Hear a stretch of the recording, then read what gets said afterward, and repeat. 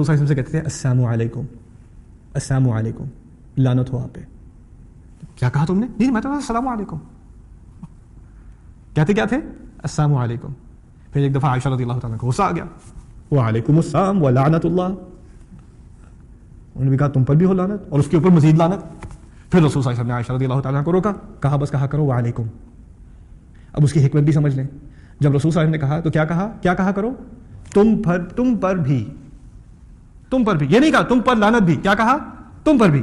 اب تم پر بھی کہنے سے کیا ہوا؟ ہو سکتا ہے کہ اس نے واقعی سلام کیا ہو سکتا ہے، یہ بھی ممکن ہے. ہو سکتا ہے اس نے جلدی میں لام نہ کہا ہو بیچ میں، یہ بھی ہو سکتا ہے اس کی نیت خراب ہے، اس کی بھی نیت نہیں جان سکتے. تو پھر بہتری یہ ہے کہ کم از کم کیا کہہ دو؟ تم پر بھی. اگر اتنا ہی اندیشہ ہے تو بس اتنا کہہ دو تم پر بھی، بس. یہ حکمت ہے نبی کی صلی اللہ علیہ وسلم. اب باقی آئیے ہماری طرف. ہم ایک دوسرے سے سلام کرتے ہیں. جب آپ یہاں درس ختم کرتے آپ گھر جائیں گے، گھر جا کے ہو سکتا ہے بیگم کو ذرا غصہ آیا ہوا ہے آج. آپ گھر آئے، انہوں نے کہا السلام علیکم، کہا السلام علیکم. پھر آپ نے کہا وعلیکم السلام. یعنی کچھ اور کہنے کی ضرورت نہ پڑی، سلام کے اندر ہی پتہ چل گیا انہیں غصہ ہے، اور آپ کے وعلیکم السلام سے پوری طرح اندازہ ہو گیا کہ آپ کو بھی غصہ ہے. یہ غلط ہے. اسے کہتے ہیں لما تقولون ما لا تفعلون. وہ کہتے کہ وہ جو کرتے نہیں ہو.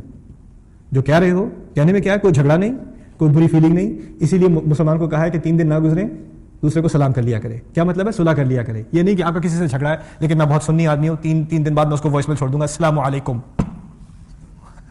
یہ مقصد نہیں ہے دین کا. مقصد کیا ہے کہ تم صلح کرو بھائی. سلام کہنے میں ہی ساری صلح ہے. اب یہاں واپس آئیے جو